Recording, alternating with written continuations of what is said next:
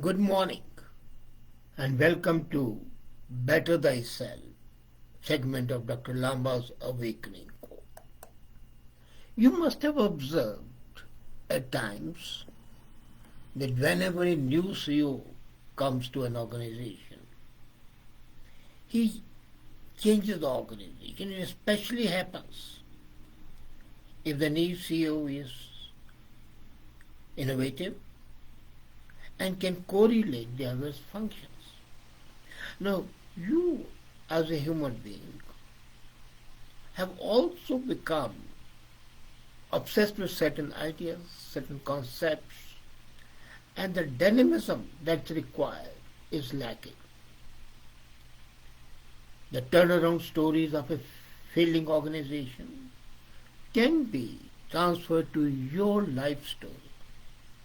Now, what happens after a new chief executive takes charge of a leadership? He's not a magician, and I know that when I was appointed by Punjab National Bank to be CEO of a watch company, how within 1 year I wiped the losses of 7 years and gave a net profit of more than 100 million. It was no wonder. I didn't add mankind. No human beings were added, no labor was added, no machines were added. It's the strategy, it's the other. So the miracle resulted in followed up beautiful results. The question arises, could the earlier leaders have done the same? They could have. And then once somebody asked me what went wrong with the CEO before you and how did you transform the situation? Invariably, I told him I don't have a magic wand. But what happens is that the proper research done in the past and then adopting a rich scientific approach in planning and most important, executing things is important. And then you have got to display unbeatable attitude and a highly flexible behavior coupled with non-negotiating spirit. Now this is the problem. The crucial words are unbeatable attitude, flexible behavior, and non-negotiating spirit. So what steps would you take? I took some steps in that organization, and then I saw as a consultant and saw it implemented in other organizations.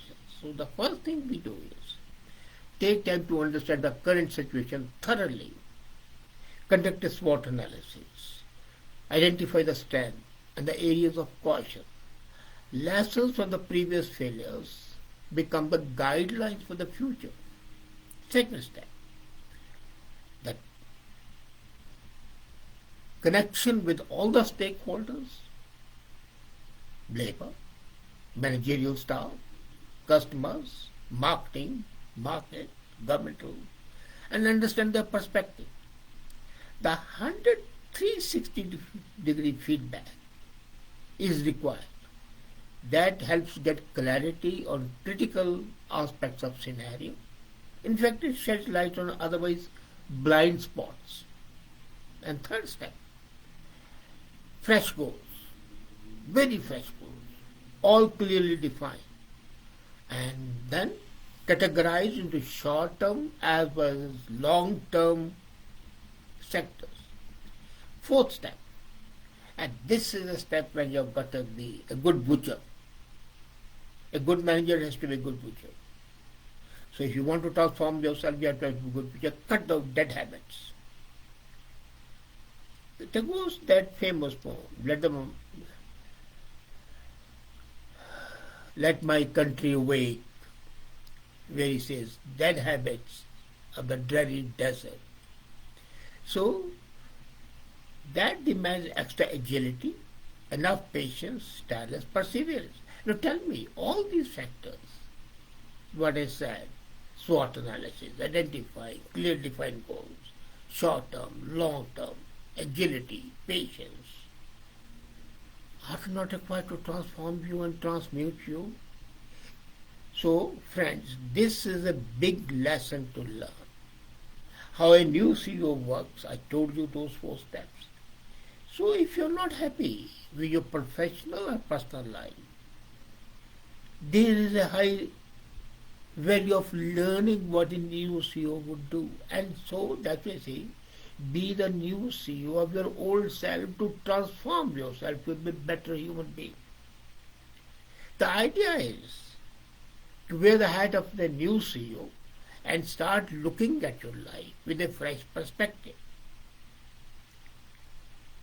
It's very simple. If you're looking for a new tomorrow, there's a lot of work for you to do today. And in tune with the 4 steps taken by the new CEO to turn around the ailing, dying organization, you can start building your career, your life, your personal, your social, your official, your business. So what do? To be a new CEO of your old self, there's something you've got to understand. Here the labor is your thoughts, your minds. They are your labor. They are your capital. So it's what? Market your friends, your business colleagues, your customers if you're in business, your family life. So those 4 steps adapted to your life, cut off from the extraneous aspects, would enable you to be a new CEO and also transform and transmute your life. So these 4 steps you've got to take, which will make a great impact on your life and help you achieve the much sought transformation. First thing, accept the current reality. You know that the current reality is not desirable. You want to change it. And you decide not to fret about it anymore. So what do? Do a jump into the current situation with an absolute indifferent approach. See all things. Just not evaluate them, but find them out. And then journal all the findings. What's wrong? What's right? So SWOT analysis, strength, weakness, opportunities, threats, and then write them down. Once you write it down, you'll be able to identify and separate the chaff from the grain, the undesirable from the desirable, from the useless to the useful. And that's important. So, acceptance of the current reality means acceptance of the real situation and all the parameters that go to make that reality. The second step, identify most influential 5 resource persons you may have in your life. Now you will be saying 5, simple. 1 is not enough. And when there's an even number, then there can be a tie. So if you have got 5, that's a minimum. You can't have a tie. And then see. But all those 5 persons, the resource persons, must be your undisputed well-wishers, not jealous colleagues, not connected with them. Now connect with those, each one of them, and discuss your ideas. Ask them very frankly if you have a good friend, a good spouse, a partner, whatever. What's wrong? What's the reality? Where I'm going wrong? Where I'm faltering?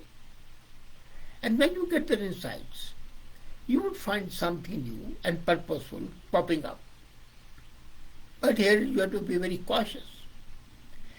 You've got to be ready to listen to unpleasant feedback and contradictory thought process.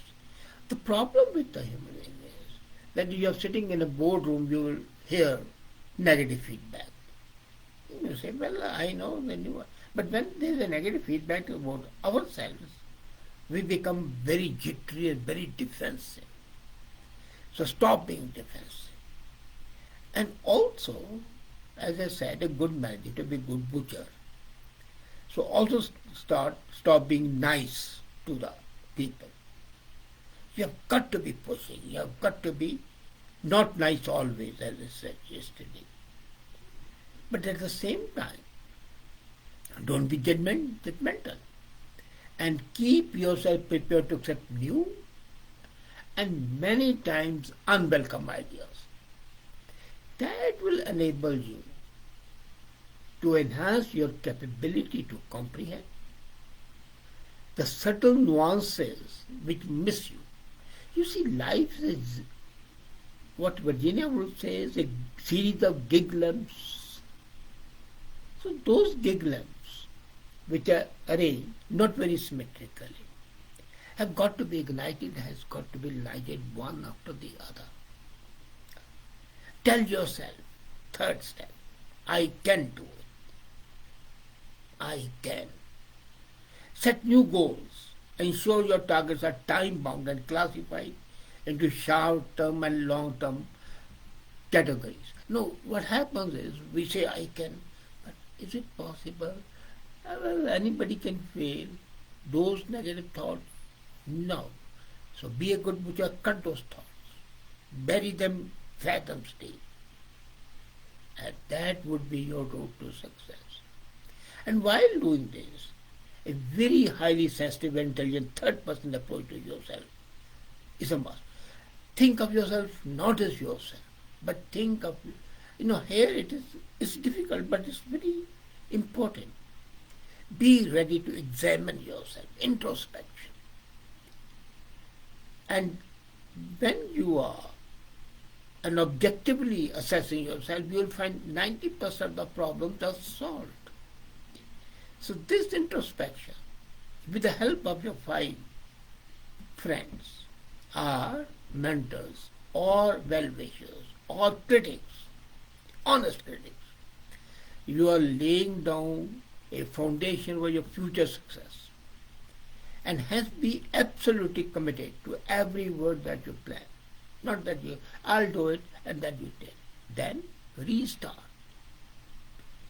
Coordinate all required resources and have got to begin with a revitalized hope and enthusiasm. Say, well, this is a lie. It's over. I'm going ahead. That revitalized hope, that enthusiasm, should bury your past failures. Let not your past failures, your errors, allow you to be pulled down. Remember that those errors are in fact opportunities. So convert those setbacks into your pillars of strength. And remember, the wisdom of knowing what not to do is more important than knowing the spirit of what to do. What not to do, I repeat, is much more important than the know-how of right step. Everybody knows this should be done. But what should not be done is much more important. And this is a time when you have got to ignore public opinion. Be deaf to the chatterboxes and say no to the so-called self-appointed advisors. There's a habit of people. They come with an unsolicited advice. Remember, I will write on people and they advise me that unsolicited advice is garbage and it's going to garbage. Public opinion, you are not a politician. And even if you are a politician, the politicians only pretend to listen to the public opinion. They don't. Wear an attitude of insulating mass reactions. But stay aligned with your goals and keep scoring grounds at a consistent place. And learn, last but not the least, the biggest differentiator and your edge of winning at this stage will be your integrity, how authentic you are, how honest you are, and what's your level of integrity. It's a must. You must not only be honest to yourself, but to also 100% commitment to your goals, short-term and long-term. If you dream, desire, and be determined to achieve a future. D. Dream, desire, do, and as well as do with a determination, so the 4 Ds. Why don't you try to be the new CEO of yourself and become a better person, better in every respect, better as a human being, better as a friend, better as a father, mother, brother, sister, son, daughter, whatever. But essentially a much better human being. And if you can do that, you would find an absolutely new world opening to you. And that would be something which you shall never, never be able to forget. The memories of becoming a new CEO will transmute you, fill you with energy, and you would feel that you have arrived. Don't you want to do it? So, go ahead. Sure. Become the new CEO of your old self. Thank you.